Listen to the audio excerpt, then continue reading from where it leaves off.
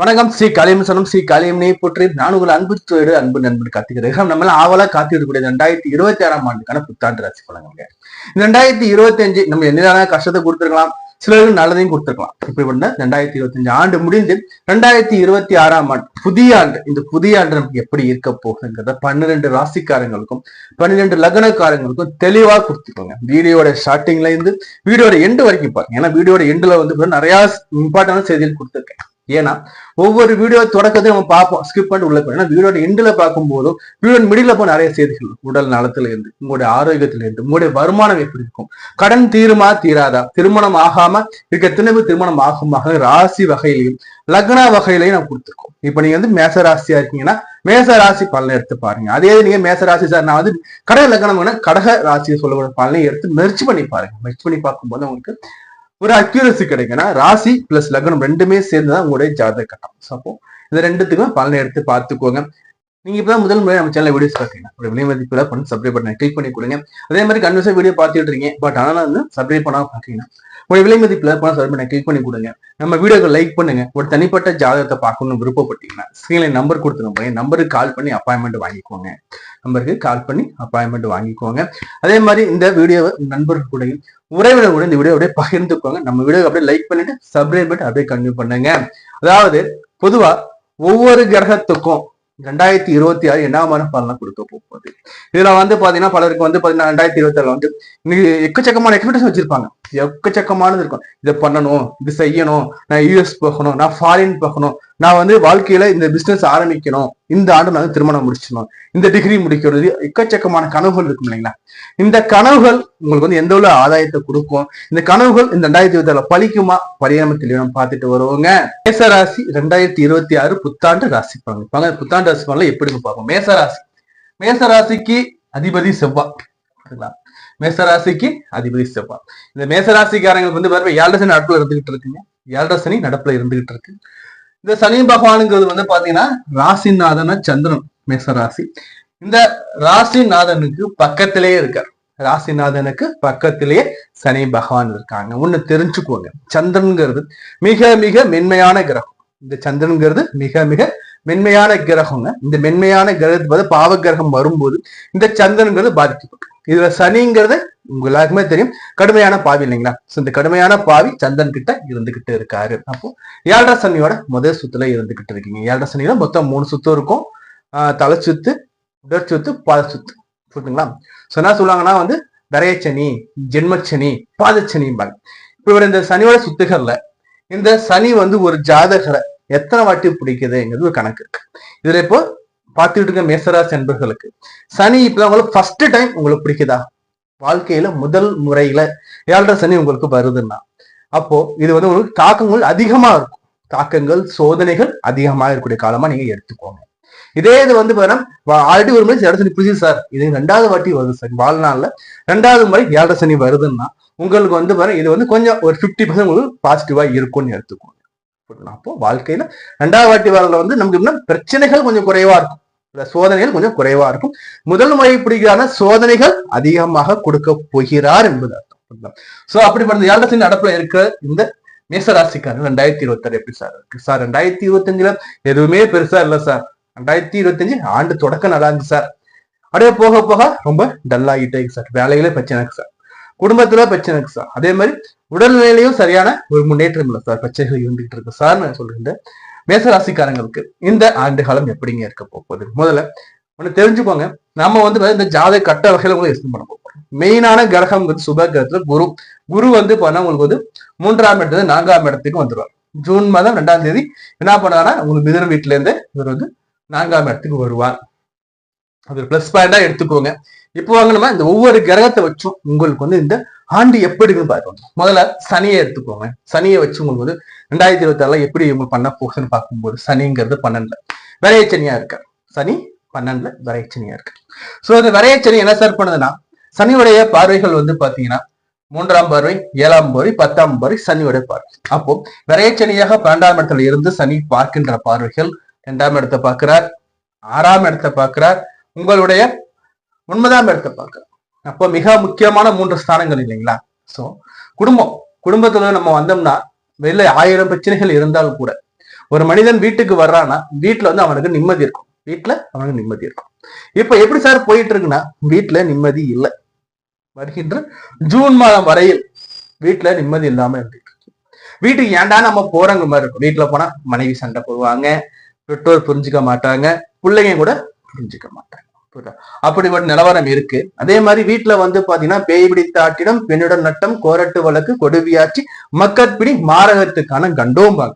ஏன்னா இவ்வளவு சனி பகவான் 12ஆம் இடத்துல உட்காரும் போதும், ஜென்மத்துல உட்காரும் போதும், 2ஆம் இடத்துல உட்காரும் போது 7.5 ஆண்டுகள் நமக்கு செய்வார். சோ இதன் அடிப்படையில குருவுடைய பார்வைகள் சனி மேல விழும். ஜூன் மாதத்துக்கு பிறகு வரும்போது இவைகள்ல நல்ல ஒரு முன்னேற்றம் கிடைக்கும். இப்ப இருந்த பிரச்சனைகள் ஒரு முன்னேற்றம் கிடைக்க போகுது. சோ அப்போ குடும்ப ரீதியிலான புரிதல்கள் இருக்காது. சோ ஏன்னா இதெல்லாம் சொல்றேன்னா நீங்க பயப்படுறதா இல்லை, இது இப்படிதான் சொல்லி கடந்து போகிறதுக்கு உங்களுக்கு மனோபக்குவம் வரும். மனோபக்குவம் நம்ம தான் வளர்த்துக்கணும். கிரகங்கள் ஆகா ஓகோ அள்ளி கொடுக்குங்கிறத விட சனி 2ஆம் இடத்தை பார்க்கறது இல்லைங்களா. இப்போ ஒரு குடும்பம், நீங்க குடும்ப தலைவன்னா உங்களை யார் அனுசரிக்கணும்? மனைவி அனுசரிக்கணும். உங்க மனசு என்ன இதுல எதிர்பார்க்கும்? என் மனைவி என் சொல் பேச்சு கேட்கணும், என் மனைவி என்னை வந்து நல்லா பார்த்துக்கணும், என் மனைவி இப்படி இருக்கணும், என் மனைவி இப்படி. கணவனா இருந்தா என் கணவர் இப்படி இருக்கணும், என் கணவர் இதெல்லாம் செய்யணும், எக்ஸ்பெக்டேஷன் இருக்கும். ஆணாக இருந்தால் ஒரு எக்ஸ்பெக்டேஷன் இருக்கும், பெண்ணாக எக்ஸ்பெக்டேஷன். அந்த எக்ஸ்பெக்டேஷன் இந்த காலகட்டம் வேண்டாம். எக்ஸ்பெக்டேஷன் இந்த காலகட்டம் உங்களுக்கு வேண்டாம். நான் ஆகோ ஓகோ மேசத்துக்கு அள்ளி கொட்ட போதுன்னு சொல்லிட்டு வாயை சொல்லிட்டு போயிடலாம். பட் ரியாலிட்டியை நான் சொல்றேன், அவ்வளவுதான். இந்த ரியாலிட்டியை தெரிஞ்சுக்கோ. 6ஆம் இடம், 6ஆம் இடம் என்னங்க? நோய் நொடி பிணிப்பிட கடன் இல்லைங்களா? இந்த கடனை சனி பார்க்கிறார், உடல்நிலையை சனி பார்க்கறாங்க. என்ன நடக்கும்னு வந்து பாத்தீங்கன்னா 6ஆம் இடம் ருணரோக பய சத்துரு ஸ்தானத்தை சனி பார்க்கும்போது, சனி இருந்தா நல்லதுங்க. சனி பார்க்கும்போது நமக்கு தேவையில்லாத பிரச்சனைகள், தேவையில்லாத மனக்குழப்பங்கள், தேவையில்லாத வம்பு வழக்குகள் சனி பகவான் கொடுக்கறதே இருந்துட்டு அடிப்பை இருந்துட்டு தான் இருக்கும், இல்லையா நம்ம சொல்ல முடியாது இல்லைங்களா. சோ அப்போ இந்த வகையில எந்த ஒரு செயல் செஞ்சாலும் நம்ம கவனமா இருந்துக்கணும். யாருக்கு எந்த வாக்குறுதி கொடுத்தாலும் அதிலும் கவனமா இருந்துக்கணும். யாருக்கு நல்லது செய்ய நம்ம நினைச்சாலும் அந்த நல்லது நம்ம தெளிவா யோசிச்சு இது சரிதானா நடக்குமாங்கிறத யோசிச்சு செஞ்சுக்கணும். இப்போ இதெல்லாம் ஒரு பக்கம் இருந்தாலும் கூட பாக்கிய சார்ந்தையும் சனி பார்க்க நிம்மதியா தூங்கணும்னு போனா அங்கேயும் ஒரு பிரச்சனை இருக்கும். அப்போ தூக்கத்திலும் பிரச்சனை, சுற்றி இருப்பவரும் பிரச்சனை, நமக்கு நாமே ஒரு எதிரி மாதிரி இருக்கும். என்ன பண்ணலாம்? மெடிடேஷன் எடுத்துக்கோங்க, தியானம் எடுத்துக்கோங்க. வாழ்க்கை இதுதாங்கிற ஒரு அந்த மனோப்பாங்க எடுத்துக்கோ. திரும்ப சொல்லணும்னா வர்ற பிரச்சனையை அப்படியே ஓர வச்சு நீங்க பாட்டு போயிட்டு பிரச்சனை தளர்த்து வச்சுட்டு நீங்க இது பிரச்சனை சொல்றதை விட இந்த பிரச்சனை இருக்கா, இந்த பிரச்சனை அப்படியே இருக்கட்டும், நான் நாளைக்கு பாத்துக்கிறேன், அவ்வளவுதான். இந்த பிரச்சனை மட்டும் போகக்கூடாது, எக்ஸ்பெக்டேஷன் அதிகமா வச்சுக்கூடாது. First point. 2வது, 5ஆம் இடத்துல கேது பகவான் இருந்துட்டு இருக்கு. 5ஆம் ஸ்தானத்துல கேது, புத்திரர்கள் வகையில கொஞ்சம் பிரச்சனைகள் இருக்கும், இல்லையா நம்ம சொல்ல முடியாது. அதே மாதிரி வந்து பாத்தீங்கன்னா குடும்பத்தை நம்ம தான் பாக்குறோம்னா 5ஆம் இடங்கிறது அரசாட்சி குறிக்கோளோட சிம்ம வீடு. தகப்பனாருக்கு நமக்கும் நல்ல ஒரு ஒற்றுமை இருந்துச்சுங்க. இப்ப கடந்த 6 மாத காலமா சரியில்லைங்கிறது அப்படிதாங்க இருக்கும். ஏன்னா கேது பகவான் 5 ஆழ்மனசு, குலதெய்வ ஸ்தானம், சிம்ம வீடு, தகப்பனார் ஸ்தானம், ஆட்சி நடத்தக்கூடிய ஆட்சி ஸ்தானம் போது குடும்பத்தை யார் நடத்துகிறார்களோ அவர்கள் போடக்கூடிய திட்டங்கள் சரியாக இருக்காது. இப்ப கணவர் குடும்பத்தை நடத்திட்டு இருக்காருன்னா அவர் வந்து குடும்பத்தை அவர் பிளான் செய்யறாருன்னா அந்த பிளான் வந்து சுதப்படல கொடுக்கும். மனைவி இருந்து பண்றாங்கன்னா அவங்க பண்ணக்கூடிய செயலும் சுதப்படல இருக்கும். சோ அப்போ அதே மாதிரி ராகு பகவான் 11 ராகு கெடுக்க போறது. 11 எந்த கிரகம் இருந்தாலும் கெடுக்காதுங்கிறது ஒரு ஐதீகம். சரி, குரு நல்ல பையன் சொல்ல போறேன், நல்லா கேட்டுக்கோங்க. குரு வந்து 3ஆம் இடத்துல 4ஆம் இடத்துக்கு வர, 3ஆம் இடத்துல 4ஆம் இடத்துக்கு வர. சார் எனக்கு அவர் 12ஆம் இடத்து அதிபதியா சார், 12ஆம் இடத்து அதிபதியா சார், அவர் எப்படி சார் 4வது என்ன சார் பண்ண போறாருன்னா ஒரு 12ஆம் இடத்து அதிபதி மறைவு ஸ்தானாதிபதி. உங்களுக்கு 1, 4, 7, 10ங்கிறது வந்து எல்லாருக்குமே தெரியும், கேந்திரம் 1, 4, 7, 10. அப்போ குரு பகவான் கேந்திரத்துல வரப்போறார்.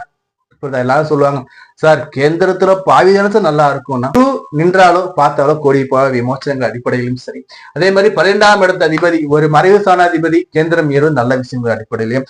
அதே மாதிரி வந்து பாத்தீங்கன்னா 9ஆம் இடத்து அதிபதி திரிகோணாதிபதி அவரு வந்து கேந்திரம் வந்து நல்ல விஷயம் தாங்க. 4ஆம் இடம் உச்ச ஸ்தானத்துல உட்காராங்க. தனக்காரகன் தனஸ்தானத்துல உட்காராரு. வீடு கொடுத்த ஸ்தானம்ங்கிறது என்ன? வீடு கொடுத்த ஸ்தானங்கிறது என்ன? நல்லா யோசிச்சு பாருங்க. வீடு கொடுத்த ஸ்தானங்கிறது கடக வீடு, உங்க ராசிநாதனுடைய வீடு. ராசிநாதோட வீட்டுல குரு அமர்றாரு, புரிஞ்சுங்களா? அதே மாதிரி குரு அமர ஸ்தானம் 4ஆம் இடம். 4ஆம் இடம் என்னங்க சொல்லுது? வண்டி வாகன வீடு. அப்போ வண்டி வாங்க போறீங்க, வீடு வாங்க போறீங்க, அல்லது வீடு கட்ட போறீங்க, வண்டி வாகனம் வரப்போ போகுது. அப்ப என்ன நடக்க போகுதுங்க? வண்டி வாகனம் வருதுன்னா என்ன சார் அமையுங்க? அப்ப பணம் வரும் இல்லைங்களா? வண்டி வாங்கணும்னா காசு வேணும், வீடு வாங்கணும்னா காசு பணம் வேணும். அப்போ இந்த காசு பணத்தை கொடுத்தாதான் உங்களை வாங்க முடியும். அப்போ இந்த குரு என்ன பண்ண போறாரு? காசு பணத்தை கொடுத்து பணமழையில நனைய வைக்க போறாரு. என்ன சார் இது வரைக்கும் நெகட்டிவா சொன்னீங்க சார்? ஆமாங்க, ஜூன் மாதம் வரைக்கும் அப்படிதாங்க இருக்கும். ஜூன் மாதத்துக்கு பிறகு குரு பேச்சு வராரு இல்லைங்களா? குரு பேச்சை நாளுக்கு வராரு இல்லைங்களா? உச்ச வீட்டுக்கு வராரு இல்லைங்களா? உச்சன் வீட்டுல வரும்போது புரிதா இல்லையா? பணத்தை கொடுப்பார், காசு பணத்தை கொடுப்பார். ஆனால் விரயம் பார்க்கணும். ஏன்னா இவர் 12ஆம் இடத்து அதிபதி இல்லையா? விரயம் ஆகணும். ஓகேங்களா? மெயினா எப்படி விரயம் ஆகும்? 12ஆம் இடத்து அதிபதி நாளில் வரும்போது வீடு வாங்குவோம். 10 லட்சம் ரூபாய் காசு கிடைக்குதுங்க சார், நான் வந்து ஒரு ஸ்டாண்டர்ட்ல வீடு வாங்கிட்டேன் சார். சார் 7 லட்சம் காசு கொடுத்து சார், நான் 1 BH வீடு வாங்கிட்டேன் சார். வீடு கொடுப்பாங்க, ரெடியா இருந்துக்கோங்க, பிளான் பண்ணி வச்சுக்கோங்க. ஃபர்ஸ்ட் பாயிண்ட் மேச ராசிக்காரங்க, மேச லக்ன அன்பர்களும் இது பொருந்தும். புரியுதுல? அடுத்த பாயிண்ட், குரு நாள்ல தாயாருக்கு உடல் ஆரோக்கியம் மேலோங்க போறீங்க. தாயார் நல்லா இருக்க போறாங்க. அம்மா வகையில சொத்து பத்துகள் மெண்டிங்க தான், சொத்து பத்துகள் வரப்போ போறீங்க. வண்டி வாகனம் வீடு சகலமும் கொடுக்க போறார். அப்ப 7.5 சனியா இருக்க சார்னா ஒண்ணும் இல்லைங்க, இந்த குருவுடைய பார்வை பாருங்க. குருவுடைய 9ஆம் பார்வை மிக முக்கியமான பார்வை சனியை பார்க்கிறார். சனி யார் வீட்டுல? குருவோட வீட்டுல. அப்ப குரு என்ன பண்றாரு? தன் சாதை தானே பார்க்கிறார். அப்ப 12ஆம் இடம் நல்லா வலுவாகும். 12ஆம் இடம் வலுவாகுதுன்னா 12ஆம் இடம் குரு கொடுக்கக்கூடிய ஆதிபத்தியம் என்ன? தூரதேச பிரயாணத்தை கொடுக்கும். வெளிநாடு போறதுக்கு வாய்ப்பு காத்துட்டு இருக்காங்க, வெளிநாடு போற வாய்ப்பு கொடுக்கும். குருவோட வீட்டுல சனி உட்காரு. அப்ப குருவோட வீட்டுல சனி உட்காரும்போது சனியால எதுவும் பண்ண முடியாது. 7.5 சனியோட ஒட்டுமொத்த பலனை ஒட்டுமொத்த பவரையும் இந்த குரு பகவான் இறக்கிடுவார். ஃபர்ஸ்ட் பாயிண்டா நல்ல செய்தி வந்துச்சுங்களா? சோ அடுத்து பாருங்க, குருவோடைய பார்வைகள் 10ஆம் இடத்தை பார்க்குது, குருவோட பார்வை 8ஆம் இடத்தை பார்க்குது. 8 உழைப்பில்லா வருமானம், யோகமான நேரம் தான். யோகம் கிடைக்கும். புரிதலே? எங்க என்னைக்கோ கொடுத்த காசு பணம் உங்களுக்கு திரும்பக்கூடிய காலமா இருக்கும். சொல்லுவாங்க சார், நான் ஃப்ரெண்டு காசு கொடுத்துட்டேன், இன்னும் அவனுக்கு திருப்பியே கொடுக்கல, நான் உறவினருக்கு காசு வாங்கி கொடுத்தேன், இந்த காலத்தை திரும்பி வருவதற்கு வாய்ப்புகள் உண்டு. உங்க மேல வந்து கெட்ட பெயர், அவ பேர் கெட்ட அந்த ஒரு நிகழ்ச்சிகள் மறைய போகுதுங்க. உங்க மேல யாரு கெட்ட பேர் போட்டாலும் அவங்களே வந்து அவங்க நல்லவங்க, என் மேலதாங்க தப்புன்னு சொல்லக்கூடிய காலத்தை இந்த காலம் ஏற்படுத்தி கொடுக்கும், மறக்க வேண்டாம். சோ அதே மாதிரி வந்து பாத்தீங்கன்னா வந்து குருவுடைய பார்வை உங்களுக்கு வந்து பார்த்தா 10ஆம் இடத்துல உழுது. வேலையில முன்னேற்றம் இருக்கும், வேலையில முன்னேற்றம் உண்டு, வேலையில நல்ல ஒரு அணுகுமுறை உண்டு, வேலையில இது வரைக்கும் இருந்த நிலைமை மாறி வேலையில முன்னேற்றம் இருக்கும்.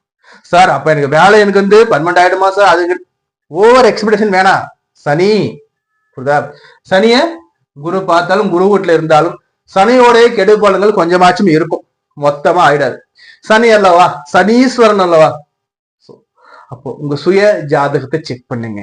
சுய ஜாதக அடிப்படையில லக்னத்துல இருந்து என்ன தசா நடக்குது, என்ன புத்தி நடக்குது, உங்களுடைய லக்னத்துக்கு சனி எந்த வீட்டுல இருக்கார், சனி உச்சமா நீச்சமா, இல்ல சமசத்தமான பார்வையில இருக்காரா, இல்ல சமநிலையில உட்கார்ந்து இருக்காரா, இல்ல சுபரோட வீட்டுல உட்கார்ந்து இருக்காரா, இல்ல பாவி கூட சேர்ந்து இன்னும் பாவத்துவ நிலையில உட்கார்ந்து இருக்காங்க தெரிஞ்சுக்கும். இதன் அடிப்படையில ஜாப்ல ஒரு முன்னேற்றம் இருக்கும், பதவி உயர்வு இருக்கும். இன்றைய நிலை மாதிரி நடுநிலை வரும். அப்ப ஆக மொத்தத்துல இந்த மேச ராசிக்காரங்களுக்கு இந்த 2026 கொடுக்குமானா கொடுக்குங்க, ராஜ யோகத்தை கொடுக்கும். எப்படி ராஜ யோகத்தை கொடுக்கும்? ஜூன் மாதத்திற்கு பிறகு சூப்பரான அருமையான ராஜ யோகம் இருக்கு மேச ராசிக்காரங்களுக்கு. புரியுதா? என்ன போது நான் சொல்றது என்னன்னா, என்ன நடந்தாலும் சரி, எது நடந்தாலும் சரி, பொறுமையா இருங்க, நிதானமா இருங்க. ஏன் நான் சொல்றேன்னா, என்னதான் சனியை வந்து குரு பார்த்தாலும் புரியுதா இல்லையா, 7.5 சனியின் காலகட்டத்தில் அவர் செய்ய வேண்டியதை கரெக்டா அவர் செய்வார். But Guru தடுப்பார். பட் இருந்தாலும் குருவை மீறி சனியால் செய்ய முடியாது நம்ம சொன்னால் கூட சனிய அந்த தாக்கத்தை ஏற்படுத்தும். சோ நான் சொல்றது என்னன்னா, இப்ப நீங்க வெளில போயிட்டு இருக்கீங்க, ஒரு அடமழை வருதுங்க, சோன்னு ஊத்துதுங்க, கையில குடல்ல, நம்ம கார்ல போய் நடந்தா போயிட்டு இருக்கோம், கோட்டு இல்ல, ஜர்க்கின் இல்ல, எதுவுமே இல்லைங்க, மழை நனைஞ்சிரும், ஜுரம் வரும், எல்லாமே இருந்தீங்களா. இதுக்கு நான் என்ன சொல்றேன்னா, போகும்போது ஒரு கொடையை எடுத்து நம்ம பேக்ல போட்டு போனோம்னா நம்ம சேஃப் ஆயிடும். அப்போ எந்த ஒரு சின்ன விஷயம் செஞ்சால் கூட ஒரு விழிப்போட செய்யுங்க.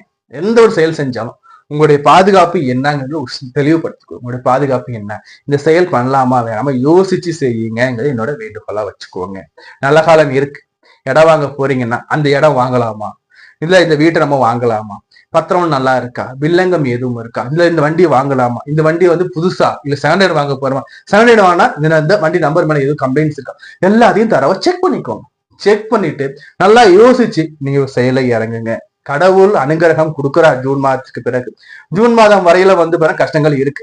அதே சமயத்துல நான் கணவன் மனைவி எடுத்து நான் சொல்லும் போது, இல்லற வாழ்க்கையில இருக்கவங்க எடுத்து பார்க்கும்போது, எடுத்து சொல்லும் போது, நான் தீர ஆராய்ச்சி பார்க்கும்போது கணவன் மனைவிகளை பிரிவினை குருவோட காலமா இருக்கு. ஜூன் மாதம் வரையில மிக முக்கியமா கவனமா இருந்துக்கோங்க. கணவன் மனைவிகளை எக்ஸ்பெக்டேஷனை நீங்க முதல்ல குறைச்சிக்கோங்க, 0 எக்ஸ்பெக்டேஷன் வச்சுக்கோங்க. எது செஞ்சாலும் செய்யறது என் மனைவி என் கணவன் அந்த ஒரு மனப்பாக்குவாங்க.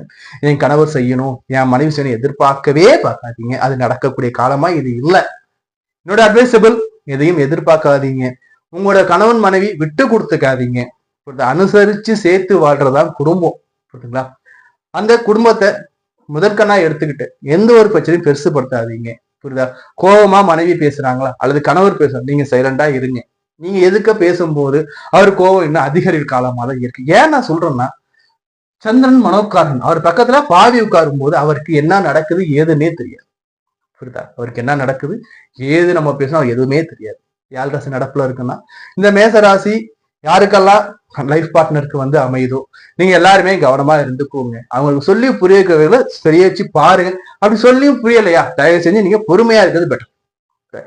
இல்லத்தரசியை எடுத்து பார்க்கும்போது குடும்பத்துல உங்களுடைய கடமைகளை செய்யுங்க. நான் இவ்வளவு செய்யறேனே எனக்கு பாராட்டுன்னு எந்த ஒரு எக்ஸ்பெக்டேஷனும் எடுத்துக்காதீங்க. எந்த ஒரு எக்ஸ்பெக்டேஷனும் வேண்டாம். உங்களுடைய வேலையனோ அதை செய்யுங்க. உங்களோட செய்யறதுக்கான பலன் லேட்டா உங்களுக்கு கிடைக்காம போறதில்லை. உங்களுடைய பலன் லேட்டா கிடைக்கும். அந்த பலனுக்காக எக்ஸ்பெக்ட் பண்ணி எந்த ஒரு வார்த்தையும் எந்த ஒரு பிரயோகம் எதுவுமே இந்த காலகட்டம் வேண்டாம். படிக்கின்ற மாணவர்களுக்கு நான் என்ன சொல்றேன்னா, ஜூன் மாதம் வரை டஃப் பீரியட் தான் அப்படி இருக்கு. ஜூன் மாதம் நல்லா இருக்கு பீரியட். ஸோ இருந்தாலும் நான் என்ன சொல்றேன்னா, கொஞ்சம் படிப்புகள் கவனமா இருந்துக்கோங்க. கூடா நட்பு கேடுத முடிய காலமா இருக்கும். தேவையில்லாத நண்பர்கள் சவகாசம் வேண்டாம். தேவையில்லாத தீய பழக்கத்துல ஈடுபட வேண்டாம். மனசும் சரி கூட இருக்கவங்களும் சரி உங்களை தீய வேலை இழுத்து செல்வதற்கு வாய்ப்புகள் அதிகம். எப்பொழுதெல்லாம் சந்திரன் பாவகத்தோட பாதிக்கப்படுதோ அப்பெல்லாம் தீய எண்ணங்கள், தீய சிந்தனைகள், தீய பழக்கம் நம்மளை வந்து அண்டுவதற்கு வாய்ப்புகள் அதிகம். சோ தீய பழக்கத்திற்கோ தீய செயலுக்கோ என்னைக்குமே இடம் கொடுக்காதீங்க. First point. அதே மாதிரி இன்வெஸ்ட் பண்ற சீனியர் சிட்டிசனா இருக்கீங்களா, நான் சொல்றது என்ன, ஜூன் மாதத்திற்கு பிறகு கொஞ்சம் ஓகே தான். ஒரு 40% உங்களுக்கு வந்து லாபமா இருக்கும். சோ அந்த ஜூன் மாதம் வரையில் கொஞ்சம் கவனமா இருங்க. ஜூன் மாதத்துக்கு நீங்க இன்வெஸ்ட் பண்ணாலும் நம்மளுடைய தகுதிக்கு எவ்வளவு இருக்கு. இப்ப நம்ம கையில வந்து 10 லட்சம் தான் இருக்குன்னா 10 லட்சம் அப்படி இன்வெஸ்ட் பண்ணக்கூடாது. 10 லட்சத்துக்கு நம்மளோட தேவைகள் போக, நம்மளுடைய சேவிங்ஸ் போக பேலன்ஸ் இருக்க நீங்க இன்வெஸ்ட் பண்ணிக்கோங்க. அதிகமான இன்வெஸ்ட்மெண்ட்டும் வேண்டாம். அதிகமான நம்ம வந்து இந்த லாபம் எடுக்கணுங்கிற எண்ணமும் வேண்டாம். இந்த காலகட்டம் அது மாதிரி. சோ ஓவரால் நம்ம இந்த மேசராசி தெளிவா நம்ம சொல்லியிருக்கோம். உங்களுடைய சுய ஜாதக அடிப்படையை செக் பண்ணி பாருங்க. சுய ஜாதகம் எங்க கிரகம் இருக்குன்னு பொசிஷன் செக் பண்ணிக்கிறது பெட்டர். உங்களோட சுய ஜாதகத்தை செக் பண்ணாம எந்த ஒரு டிசிஷன் நீங்க எடுக்க வேண்டாம். மேசராசிக்காரங்களுக்கு, மேசல கணக்காரங்க இந்த காலகட்டத்தில் எனக்கு ஒரு ஆலயம் சொல்லுங்க சார், நான் போய் எந்த சாமியத்தை வழிபாடு பண்ணலாம். இந்த காலகட்டத்தில் நான் சொல்லக்கூடியது வந்து பாத்தீங்கன்னா, ஆஞ்சநேயர் வழிபாடு வச்சுக்கோங்க. ஆஞ்சநேயர் கவசம் இருக்கு, எடுத்து டெய்லி நீங்க பாருங்க, கேளுங்க. ஸ்ரீராம ஜெயம் நீங்க எழுதி பழகுங்க. ராமர் ஆலயம் போயிட்டு ஆஞ்சநேயருக்கு வழிபாடு பண்ணுங்க. ராமனுக்கு துளசி போட்டு ஆஞ்சநேயருக்கு நீங்க செந்தூரம்லாம் வச்சு நீங்க வழிபாடு பண்ணலாம். இது மாதிரி ஆஞ்சநேயர் வழிபாடு பண்றதோட கற்பகநாதன் சொல்லக்கூடிய இந்த விநாயகர் வழிபாடு சேர்த்து நீங்க பண்ணும் பட்சத்துல இந்த பிரச்சனையோட தாக்கங்கள் உங்களுக்கு குறையுங்க. அதே சமயத்துல ஆணாக இருந்தால் சுக்கிரன் வழிபாடு வச்சுக்கோங்க. பெண்ணாக இருப்பின் அந்த செவ்வாயோட முருகனுடைய வழிபாடு செவ்வாய்க்கு, அதாவது வந்து செவ்வாய்க்கிழமை தோறும் வச்சுக்கோங்க. செவ்வாய்க்கிழமையில முருகன் வழிபாடு வச்சுக்கோங்க. ஆணாக இருக்கும்போது சுக்கிர பகவான் வழிபாடு வெள்ளிக்கிழமையில வச்சுக்கோங்க. நம்ம இது வரைக்கும் பார்த்து வந்து பாத்தீங்கன்னா 2026ஆம் ஆண்டுக்கான புத்தாண்டு ராசி பலன்கள். இந்த புத்தாண்டு ராசி பலன்கள் வந்து பாத்தீங்கன்னா எப்படி சார் என் ஜாதகம் அப்டேட் பண்ணி பார்க்கலாம். உங்களுடைய ராசி கட்டத்தை எடுத்து பாருங்க, உங்களோட ஜாதகத்தை எடுத்து பாருங்க. அதுல நீங்க என்ன லக்னமா இருக்கீங்க, என்ன ராசியா இருக்கீங்க, உங்கள் நடப்பு தசை என்ன, இந்த நடப்பு புத்தி என்ன, இந்த நடப்பு தசை நடப்பு புத்தி என்னன்னு பாருங்க. பாவருடைய தசாபுத்தி போய்கிட்டு இருக்கா அல்லது சுபருடைய தசாபுத்தி போய்கிட்டு இருக்கா, இல்ல லக்னத்துக்கு சுபர் அல்லது பாவர் கணக்கீடுகள் இருக்கு. இதுல உங்களோட என்ன தசா புத்தியோ லக்னத்துக்கு ஈவனா போகும். லக்னத்துக்கு நல்ல தசா பண்ண நல்லது நடக்கும், லக்னத்துக்கு பாவ தசை பண்ண நமக்கு கெட்டது நடக்கும். சோ அப்போ சுயஜாதத்தை எடுத்து பாருங்க. சுயஜாத நடப்பு தசா புத்தியோ இந்த பலன்களை மேட்ச் பண்ணி பாருங்க. அதே மாதிரி உங்களுடைய ராசி கட்டத்துல அந்த பாவ கிரகம் சொல்லக்கூடிய சனி பகவான், ராகு பகவான், கேது பகவான் எங்க இருக்காங்கன்னு பாருங்க.